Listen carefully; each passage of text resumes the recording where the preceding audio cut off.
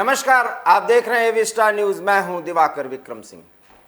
भारत के पड़ोस में बसे पाकिस्तान में इस समय जो कुछ भी हो रहा है उसकी चर्चा परिचर्चा में सिर्फ इतनी बात ही सामने आ सकती है कि वहां लोकतंत्र की जिस तरह से हत्या की जा रही है और जिस तरीके से लोकतांत्रिक मूल्यों को तार तार किया जा रहा है, वो भी सत्ता पक्ष की तरफ से, वो भी प्रधानमंत्री की तरफ से, इसकी मिसाल शायद इतिहास का एक विषय बने। जी हाँ, मैं ये बात इसलिए कह रहा हूँ कि पाकिस्तान के मौजूदा प्रधानमंत्री इमरान खान नियाजी एक के बाद एक राजनीतिक पैंतरेबाजी के तहत जिस तरह से और जिस कदर कदम उठा रहे हैं, वो न सिर्फ पाकिस्तान के लिए बल्कि दुनिया के उन मुल्कों के लिए जहां जमहूरियत शुरुआती दौर में या शुरुआती दौर से गुजर रहा है, वहां भी मुश्किलें पैदा हो सकती हैं। इमरान खान नियाजी अब एक बार फिर देश को संबोधित करेंगे और वही बात करेंगे कि वो किस तरीके से 22 करोड़ पाकिस्तानियों के लिए 3.5 साल के वक्त में काम करते रहे और उनके काम को न देखकर और पाकिस्तान के लिए उन्होंने जो कुछ किया उसको नज़रअंदाज करके अमेरिका ने नाराज़गी में पाकिस्तान के उन गद्दारों को, ये अपनी भाषा नहीं है, ये इमरान खान की भाषा है, जो राष्ट्रीय चैनल पर लोगों को संबोधित करते हुए बोलते हैं, उसी भाषा का इस्तेमाल किया जा रहा है यहाँ पर। और वो कहते हैं कि गद्दारों से मिलकर उनकी सरकार को गिराई जा रही है और इसके लिए वो संवैधानिक तरीके से उन कदमों को उठाने के लिए विवश रहे हैं जो फिलहाल सुप्रीम कोर्ट की नज़र में पूरी तरीके से असंवैधानिक करार दिया गया है। जी हाँ, गुरुवार देर रात पाकिस्तान के सुप्रीम कोर्ट के स्पेशल बेंच ने जब इमरान खान नियाजी के पिछले एक पखवाड़े के करतूतों पर पानी फेरा तो इतना तय हो गया कि एक बार उन्हें फिर से संसद जाना पड़ेगा, नेशनल असेंबली में जा करके, और वहां अगर उनको इतना भरोसा है तो विश्वास मत हासिल करना होगा, क्योंकि उनके खिलाफ अविश्वास प्रस्ताव को खारिज किया गया था, उनके खिलाफ अविश्वास प्रस्ताव को लाया गया था। ये सारे घटनाक्रम वहां के डिप्टी स्पीकर की तरफ से आगे बढ़ाए गए थे, जिसको पाकिस्तान के सुप्रीम कोर्ट ने पूरी तरीके से संवैधानिक तरीके से गलत और संविधान की धज्जियां उड़ाने वाला करार दिया है। हम आपको बताते चलें कि 9 तारीख को अर्थात कल एक बार फिर इमरान खान को नेशनल असेंबली पहुंचना होगा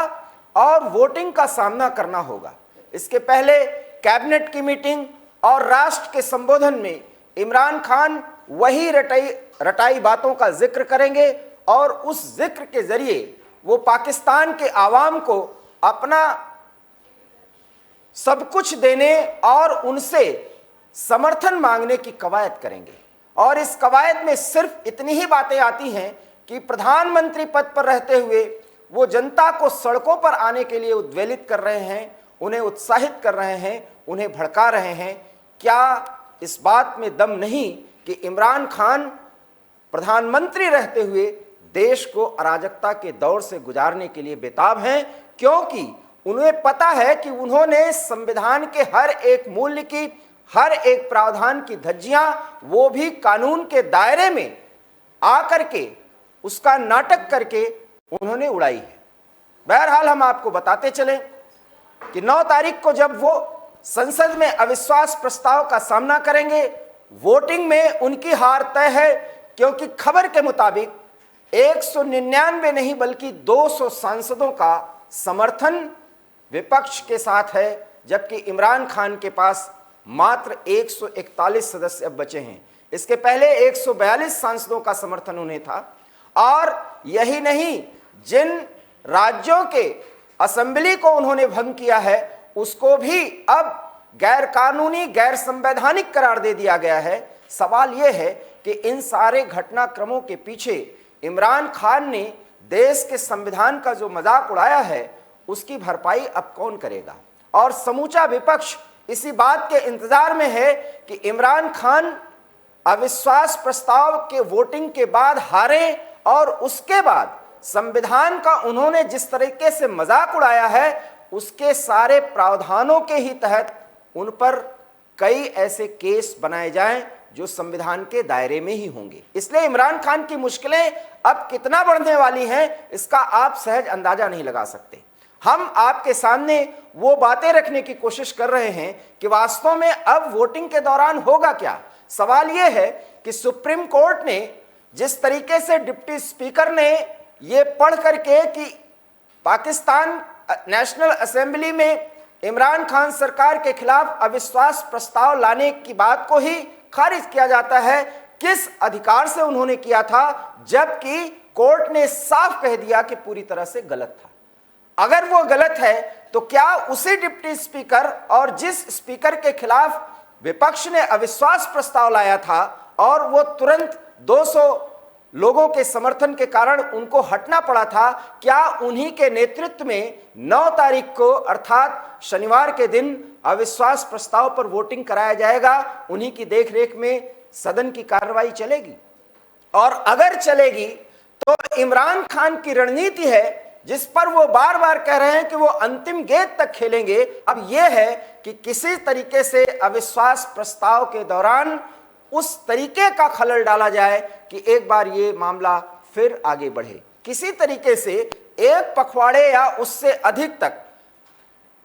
प्रधानमंत्री पद पर बने रहने की रणनीति के तहत इमरान खान वोटिंग के दौरान भी एक बड़ा खेल कर सकते हैं। इस बात की खबर है जो आपको एवी स्टार न्यूज दे रहा है। सवाल यह है कि जिस डिप्टी स्पीकर के सारे कृत्य असंवैधानिक करार दिए गए, सुप्रीम कोर्ट के स्पेशल बेंच ने उस डिप्टी स्पीकर के देखरेख में ही वोटिंग कराया जाए या उसकी कोई वैकल्पिक व्यवस्था की जाए, इसके बारे में कुछ नहीं कहा। साथ ही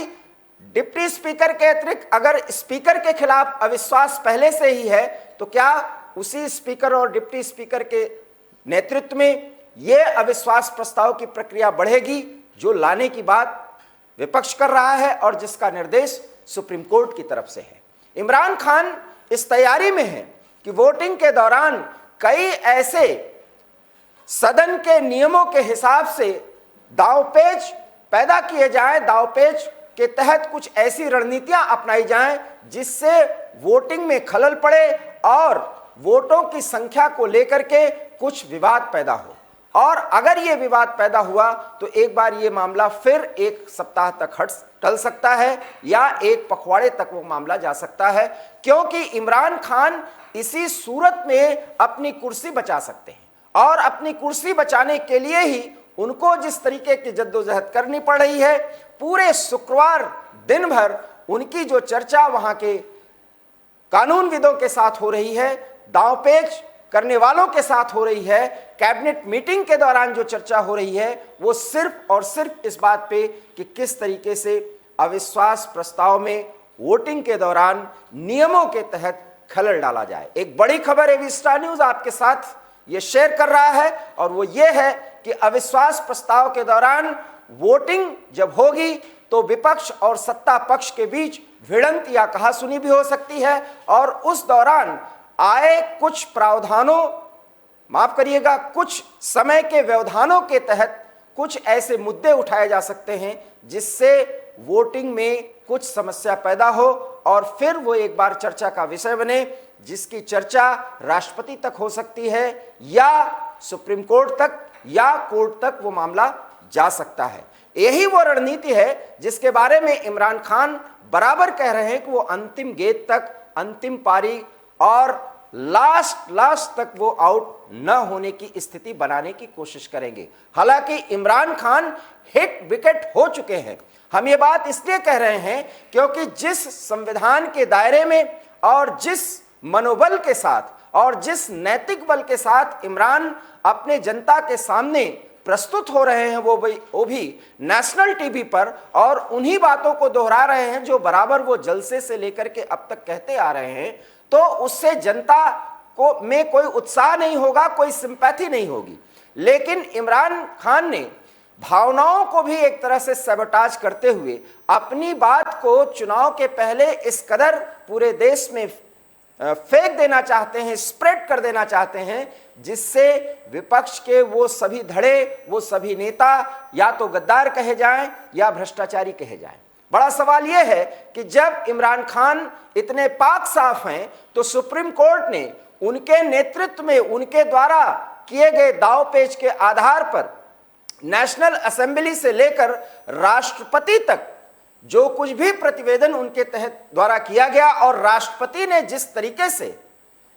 नेशनल असेंबली को भंग करने का निर्णय लिया, उन सब बातों पर सुप्रीम कोर्ट ने टिप्पणी की है और बाकायदा राष्ट्रपति ने किस अधिकार के साथ प्रधानमंत्री के प्रतिवेदन को स्वीकार करके नेशनल असेंबली को भंग कर 90 दिन के भीतर चुनाव कराने की बात कही है, वो भी पूरी तरीके से असंवैधानिक है। इन परिस्थितियों में इमरान खान की स्थिति आज वही है जो वो बराबर शाहबाज खान की या मिस्टर 10% के नाम से प्रसिद्ध आसिफ अली जरदारी की, बिलावल भुट्टो की या उनके अन्य सहयोगियों की। यही नहीं, इमरान खान अंतिम कोशिश कर रहे हैं कि जो 22 सांसद उनसे नाराज हैं उनको मनाएं, और इस मनाने की प्रक्रिया में जिस बात का वो विरोध कर रहे थे, अब उनको उससे भी ज्यादा पैसे देकर के खरीदने का आरोप उन पर लग सकता है, क्योंकि मानने और मनाने का जो सिलसिला था वो तो कब का खत्म हो चुका है। आखिर में किस आधार पर, किस नैतिकता के आधार पर इमरान खान उन 22 लोगों को मनाने की कोशिश कर रहे हैं? आपके स्क्रीन पर जो बातें चल रही हैं उन तथ्यों को देखिए और समझिए। पाकिस्तान तहरीक इंसाफ पार्टी के स्थापना से लेकर के इमरान खान के इस स्तर पर एक राजनीतिक हैसियत और रसूख वाले नेता के तौर पर स्थापित होने की सारी बातें आप स्क्रीन पर देख रहे हैं। तहरीक इंसाफ पार्टी पिछले 1 से 1.5 दशक के दौरान वास्तव में पाकिस्तान में जमहूरियत के दायरे में रहते हुए नेताओं के द्वारा किए जा रहे भ्रष्टाचार के खिलाफ जो कुछ भी किया गया, जो कुछ भी आंदोलन चलाया गया, उसके प्रतीक पुरुष बने। लेकिन जिस तरीके से पिछले 1 महीने के दौरान वहां संवैधानिक संस्था एक स्क्रीनिंग के दायरे में आई, उन पर सवालिया निशान लगा, इसका जिम्मेदार कौन होगा? शायद विपक्ष को उन्होंने एक बड़ा मुद्दा दे दिया है, उस आवाम को भी एक बड़ा मुद्दा दे दिया है। वो आवाम भी अब शायद ये सवाल कर रही है कि अगर इमरान खान को कुर्सी से कोई लगाव नहीं है, यदि वह इतने पाक साफ हैं, तो फिर दांवपेच करके संवैधानिक मूल्यों, संवैधानिक प्रावधानों और संवैधानिक संस्थाओं पर बैठे हुए लोगों को आखिर में किस हथियार के जरिए वो इस कदर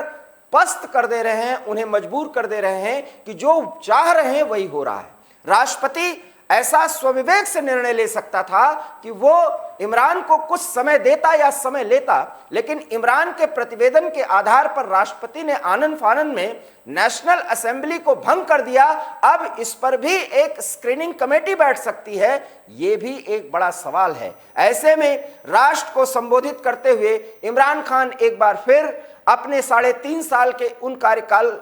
उन कामों के बारे में जिक्र करेंगे, लेकिन उस कार्यकाल के दौरान जनता जिस तरीके से महंगाई, भ्रष्टाचार से दोचार हुई है, शायद इस बात का जिक्र जब विपक्ष की तरफ से किया जा रहा है तो इसका जवाब इमरान खान के पास नहीं है। यही नहीं, विपक्ष को आड़े हाथों लेते हुए, उन सब को गद्दार कहते हुए इमरान खान ने विदेश नीति को एक स्वस्थ विदेश नीति और पाकिस्तान के हित वाली विदेश नीति की बात करके विदेश के कुछ प्रमुख देशों के साथ संबंध भी खराब कर चुके हैं। उसका भी जवाब पाकिस्तान के 22 करोड़ आवाम उनसे मांगेगी, विपक्ष तो मांग ही रहा है। इन परिस्थितियों में सुप्रीम कोर्ट ने जिस तरीके से एक बोल्ड डिसीजन दिया है, उसमें अब इतना तय हो चुका है कि 9 तारीख अर्थात शनिवार के दिन 10 बजे पाकिस्तान समय अनुसार जब वहां वोटिंग होगी तो इमरान खान को हार देखना ही पड़ेगा। उनकी हार तय है, लेकिन इतने आसानी से वो हार नहीं मानने वाले। शायद जो रणनीति वो अपना रहे हैं वो एवी स्टार न्यूज़ के माध्यम से हमने आप तक पहुंचाई है, और वो ये है कि वोटिंग प्रक्रिया में खलल डालने की एक बड़ी रणनीति पाकिस्तान तहरीक इंसाफ पार्टी के रणनीतिकारों और इमरान खान के जो सलाहकार हैं उनकी तरफ से तैयार की जा चुकी है। उस स्थिति से निपटने के लिए विपक्ष के पास क्या एजेंडा है इस बात की जानकारी नहीं हो पाई। लेकिन तय मानिए कि जिस तरीके से इस्लामाबाद को पूरी तरीके से सुरक्षा बलों के घेरे में डाल दिया गया है, वहां के सुप्रीम कोर्ट में कमांडो तैनात कर दिए गए हैं, अब यह तय है कि अराजकता के इस दौर में पाकिस्तान तहरीके इंसाफ पार्टी के कार्यकर्ता इमरान खान के नेतृत्व में किसी भी हद तक जा सकते हैं और वहां पर अराजकता एकदम उस स्थिति में आ सकती है जब सेना या सुरक्षा बल को एक बड़ी कार्रवाई करनी पड़ जाए। हालांकि 90 दिन के भीतर चुनाव कराया जाए या नहीं, इस पर भी कोर्ट कुछ नहीं बोल पाया है। हालांकि वहां के इलेक्शन कमीशन ने इस बात पर अब हामी भर दी है कि वो 90 दिन के भीतर चुनाव कराने के लिए तैयार है। लेकिन अगर अविश्वास प्रस्ताव में इमरान हारेंगे, जो कि उनका हारना तय है, अगर सामान्य तौर पर शांति के साथ ये सारी प्रक्रिया हो जाती है तो एक वैकल्पिक सरकार बनेगी जिसमें ऐसा माना जा रहा है कि शाहबाज खां के नेतृत्व में एक मिलीजुली सरकार बनेगी। लेकिन उस मिलीजुली सरकार में शाहबाज खान ही प्रधानमंत्री हों, अभी ये भी अनिश्चित है, क्योंकि शाहबाज खान के नाम पर वहां पर जमहूरियत के दायरे में रहते हुए सभी अन्य पार्टियां, यहां तक कि तहरीके इंसाफ पार्टी पूरे 90 दिनों के दौरान या कुछ समय तक पाकिस्तान में अनरेस्ट की स्थिति पैदा कर सकती है, अराजकता के एक बड़े दौर की शुरुआत कर सकती है और उसके लिए सुरक्षा बलों को 2-4 हाथ करना पड़ेगा, या तो वहां पर मार्शल लॉ लगाया जाए या किसी तरीके से उस तरह के आपातकाल की घोषणा भी कर दी जाए। इन सब परिस्थितियों को देखते हुए जिस जमहूरियत को बचाने की बात और जिस जमहूरियत को पाक साफ करने की बात इमरान खान कर रहे हैं, वास्तव में उसी के साथ जो दांवपेच के तहत वो खिलवाड़ कर रहे हैं, ये भी पाकिस्तान की जनता ही नहीं बल्कि पूरी दुनिया देख रही है। ऐसे में अब खाना पूर्ति के लिए वो नेशनल असेंबली में अविश्वास प्रस्ताव का सामना करने के पहले देश को संबोधित जरूर कर रहे हैं, या संबोधित करते हुए वही बात कर रहे हैं जो पिछले एक पखवाड़े, आप कह सकते हैं 1 महीने से वो कर रहे हैं, उसी बात को वो दोहराते हुए नजर आएंगे। और अगर वो वही बात दोहरा रहे हैं तो ऐसी नई बात क्या है। अब अगर उनको अपने संख्या बल और अपने समर्थन पर इतना भरोसा है तो पाकिस्तान समय अनुसार शनिवार 10 बजे जब वोटिंग होगी उसका वो सामना करें, इतना तय है कि उसमें उनकी हार है। इसके पहले भी एक खबर ये भी आ रही है कि वो पहले ही इस्तीफा देंगे, और अगर वो पहले इस्तीफा देते हैं तो फिर 15 दिनों से उन्होंने जो नाटक किया, जो राजनीतिक नौटंकी की, आखिर में उसके लिए जिम्मेदार कौन होगा, और पाकिस्तान के जमहूरियत के मूल्य तार-तार हुए उसके लिए जिम्मेदार कौन होगा। यही नहीं, भारत सहित, हालांकि भारत को तो पाकिस्तान दुश्मन मानता है, भारत सहित उन तमाम देशों पर इमरान खान के द्वारा प्रधानमंत्री पद पर रहते हुए जिस तरह की टिप्पणियां की गई हैं, पाकिस्तान के विदेश नीति को और वहां के विदेश विभाग को एक बार फिर बहुत कुछ रिवाइज करना पड़ेगा, क्योंकि कई संबंधों को उन्होंने तार-तार कर दिया है। अपनी कुर्सी बचाने के लिए विदेश से नीति से लेकर के अर्थनीति और साथ ही साथ जमहूरियत के जो भी मूल्य हैं पाकिस्तान में, हालांकि वहां पर जमहूरियत अभी तक सेना की देखरेख में चला करती थी, लेकिन सेना ने इस बार बहुत ही संयम का परिचय दिया है। हालांकि हो सकता है कि सेना की तरफ से यह दिखावा हो। इस बात को जानते हुए भी इमरान खान लगातार अपने कुर्सी से चिपकने के लिए संवैधानिक प्रावधानों के तहत एक नाटक कर रहे हैं जो राजनीतिक दांवपेच और पैतरेबाजी से अधिक कुछ नहीं है। ऐसे में आप हैरान हो सकते हैं कि वोटिंग के दौरान इमरान खान एक बड़ी चाल चल दें और हो सकता है फिर वो मामला टल जाए, जिसकी सूचना और जिसकी खबर एबी स्टार न्यूज आप तक पहुंचा रहा है। इसलिए इन खबरों को देखते और जानते और समझते हुए आप इस निष्कर्ष पर पहुंच सकते हैं कि शनिवार का दिन पाकिस्तान के लिए एक और काला दिन साबित हो सकता है, जब देश का प्रधानमंत्री कुछ दांवपेच के जरिए, कुछ राजनीतिक षड्यंत्र के जरिए एक बार फिर वहां के अपेक्षाकृत कमजोर जमहूरियत को एक बार और बहुत नीचे रसातल पर ले जाने का काम करेगा। जमहूरियत बचेगी या नहीं, ये भी फिलहाल डोलड्रम में है, अनिश्चितता की स्थिति में है। हालांकि जिस तरीके से सेना संयम का परिचय दे रही है, ऐसा लगता है कि जब राष्ट्रपति ही प्रधानमंत्री के दबाव में आ गया हो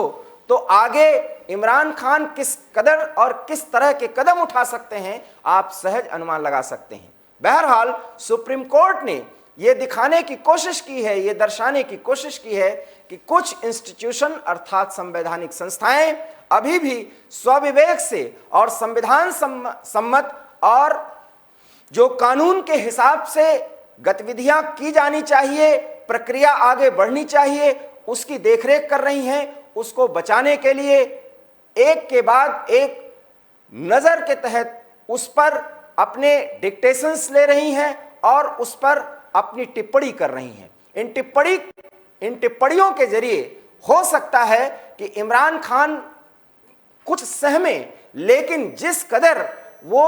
जमहूरियत के दायरे में रहते हुए दिखावे के लिए और संवैधानिक प्रावधानों का मखौल उड़ा रहे हैं, आने वाले समय में उनके खिलाफ हो सकता है मुकदमा भी चलाया जाए। ये भविष्य के गर्भ में है, लेकिन जो स्थितियां परिस्थितियां सुप्रीम कोर्ट के गुरुवार की रात को दिए गए फैसले के बाद पैदा हो रही हैं, उससे अब ये साफ हो गया है कि इमरान खान अगर विपक्ष के बड़े नेताओं पर कई आरोप लगा रहे हैं तो उन पर अब संविधान का मखौल उड़ाने, उसके प्रावधानों को पूरी तरीके से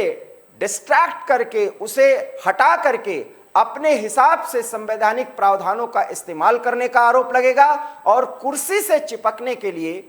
सत्ता से चिपकने के लिए कुछ भी करने का एक बड़ा आरोप लगा करके उनके खिलाफ मुकदमा भी चलाया जा सकता है, जिस पर विपक्ष इनडायरेक्ट और डायरेक्ट तरीके से बयान भी देना शुरू कर दिया है। आने वाले 90 दिनों में पाकिस्तान में चुनाव हो जाएगा, ये स्पष्ट तौर पर नहीं कहा जा सकता, लेकिन उन 90 दिनों के दौरान केयरटेकर गवर्नमेंट की भूमिका क्या होगी, हो सकता है अब ये राष्ट्रपति नहीं बल्कि सुप्रीम कोर्ट निर्देशित करे। ऐसे में न्यायपालिका वहां के केयरटेकर गवर्नमेंट की रक्षा करेगी, उसे निर्देशित करेगी। यकीन मानिए वहां पे भी जुडिशियल एक्टिविज्म अर्थात न्यायालय और न्यायपालिका के सुपरविजन के तहत संविधान को, जमहूरियत को बचाने की कोशिश की जाएगी। शायद पाकिस्तान के इतिहास में ये एक बड़ा दिन होगा, स्वर्णिम अक्षरों से लिखा जाएगा कि कोई भी एक संस्था जो वहां पर किए जा रहे सत्ता के लिए खेल को रोकने की कोशिश करती नजर आई। बहरहाल शनिवार के दिन सब पर वोटिंग किस तरह से हो रही उस पर नजर टिकी रहेगी, क्योंकि इमरान खान के षड्यंत्र का कुछ आभास विपक्ष को हो गया है, इसलिए विपक्ष भी पूरी तरीके से मुस्तैद है और तैयार है। यह तय है कि अब इमरान खान की कुर्सी जाएगी, लेकिन कुर्सी जाने के पहले तक इमरान खान के षड्यंत्र पर अब न सिर्फ पाकिस्तान की मीडिया की बल्कि पूरी दुनिया की नजर बनी रहेगी। एवी स्टार न्यूज में फिलहाल इतना ही। देश और दुनिया की तमाम बड़ी खबरों के लिए आप देखते रहिए एवी स्टार न्यूज, क्योंकि यहाँ खबरों का सिलसिला कभी नहीं थमता। फिलहाल मुझे दीजिए इजाजत। नमस्कार।